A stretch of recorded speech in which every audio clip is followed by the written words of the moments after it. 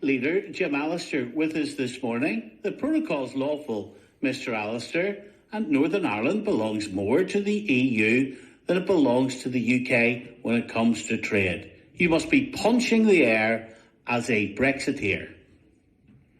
Well, it is correct, as we've long said, that the protocol being a betrayal and denial of Brexit does leave us subject to and annexed into and as a mere colony of the EU. The issue in dispute is what the courts should be doing about that. And of course we say that because that is in flagrant breach of the Acts of Union, namely Article 6, the court therefore should be overruling the protocol. And the court rejected that yesterday. The court rejected that, but of course this is but a staging post to the ultimate court in these matters, the Supreme Court. It's not the first time that the Northern Ireland courts have got it wrong on big issues.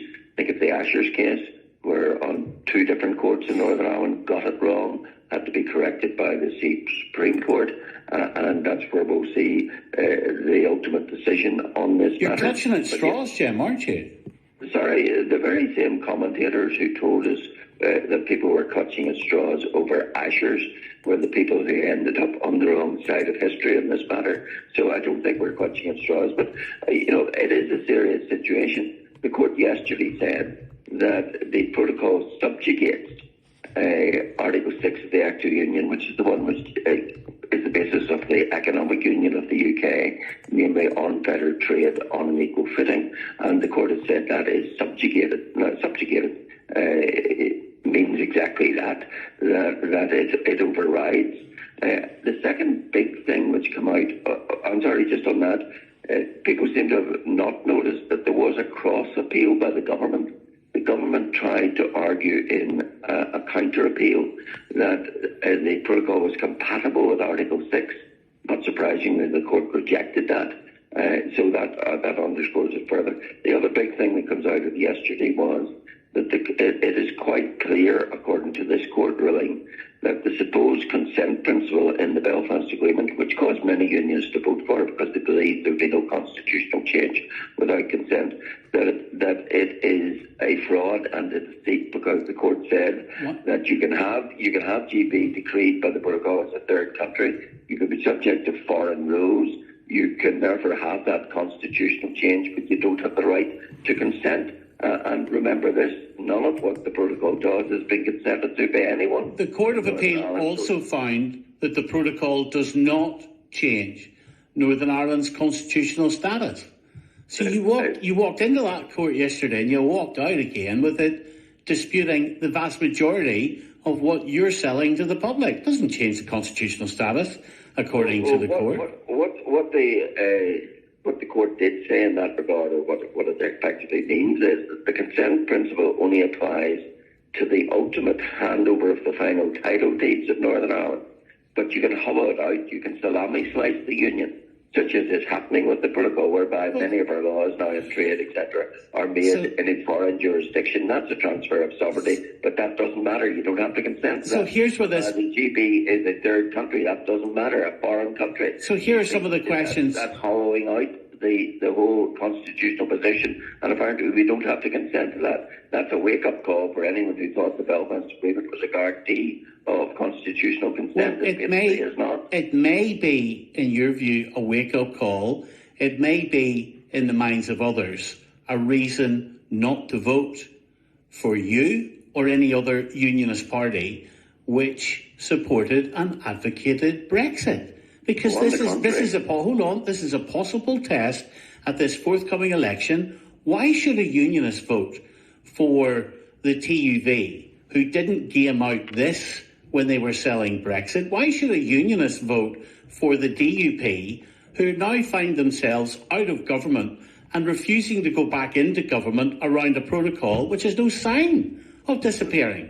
No sign whatsoever of disappearing. Just steady on a moment, Stephen. People should vote for TUV, for example, because they wanted Brexit and were denied Brexit. This isn't Brexit. The question on my ballot paper should have came denied. No. The question on my ballot paper was, did I want the UK to leave? It wasn't, did I want GB to leave and leave Northern Ireland behind? Did I want GB to become a third country? You should have came denied. Did I want to be subject to foreign laws? So in good faith, people voted for Brexit, and people are entitled to be angry that they didn't get Brexit. And if they wish to make those points, then no better way to make it than voting for my party. Jim, let's make this real. If I go up to Curry's today and buy a £300 washing machine and I'm offered a warranty, you read the fine print of the warranty, you read the terms and conditions, you work out if it's worth buying that £300 washing machine and the warranty with it, and you cannot get away with, after you pay for the warranty, going, oh well, I didn't read that section, or I didn't game out that the washing machine might do whatever.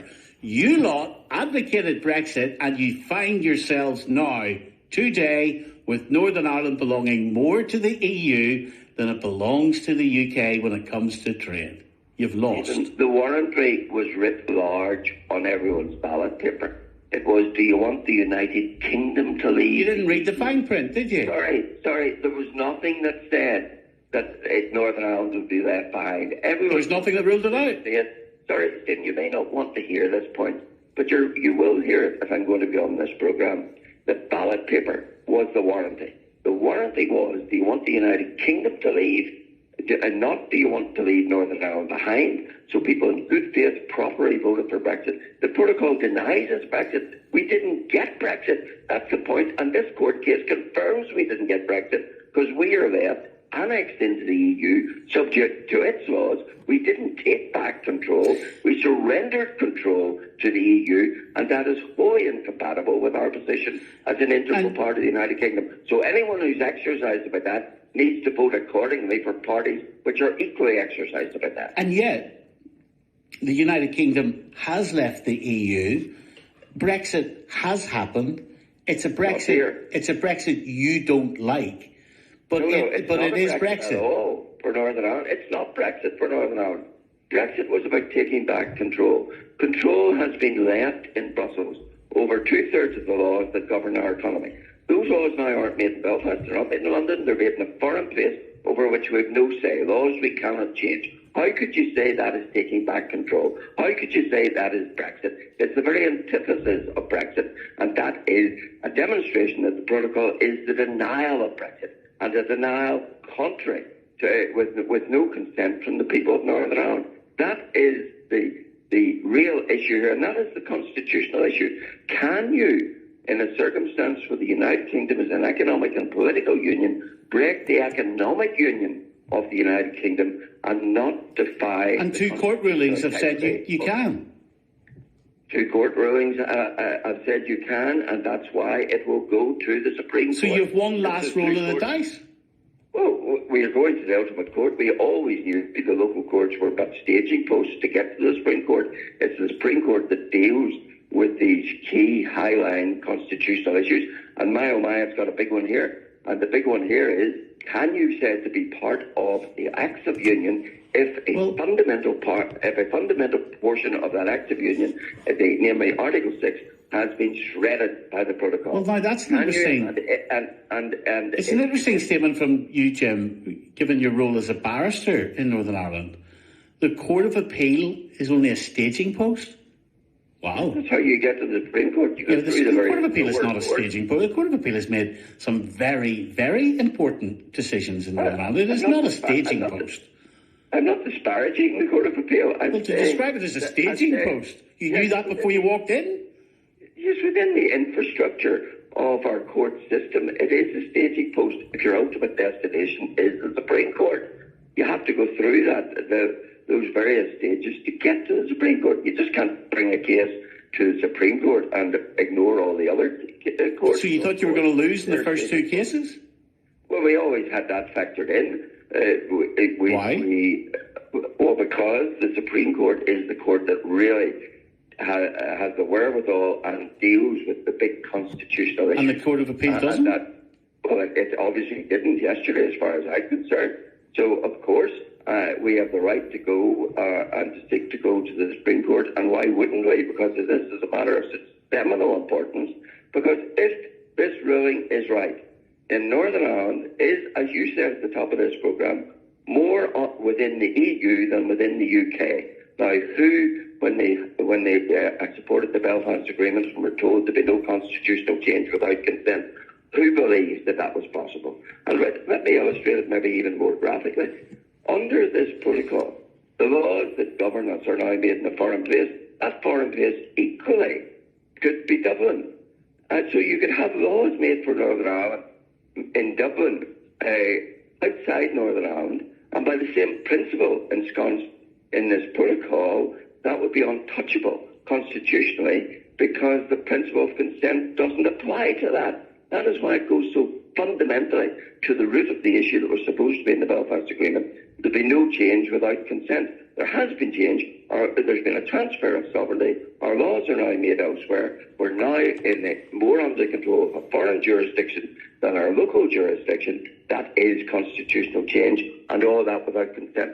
So where's the consent principle? That's the fundamental political question. This court also determined that the protocol legislation does conflict with the Act of Union. Yes. In respect of free trade between Britain and Northern Ireland. Now, at the very top of the guarantees that Sir Geoffrey Donaldson has given the public, number one in his one of 7 tests for whether he will ever go back into government again, at the very, very top, number one is fulfil Article 6 of the Act of Union. And here you have the appeal court saying that the protocol does conflict with the Act of Union, which leads me to the question, do you think the DUP can ever go back into government again if Sir Geoffrey Donaldson is to keep his promise? If the Court of Appeal is upheld in the Supreme Court, I think the Belfast institutions are over, because no unionist who then has been denied consent to constitutional change, which has happened, could possibly give any succour or support to institutions set up for that purpose. So I do think that we are talking here endgame in terms of the Belfast Belfast Agreement institutions if the Supreme Court supports our Court of Appeal.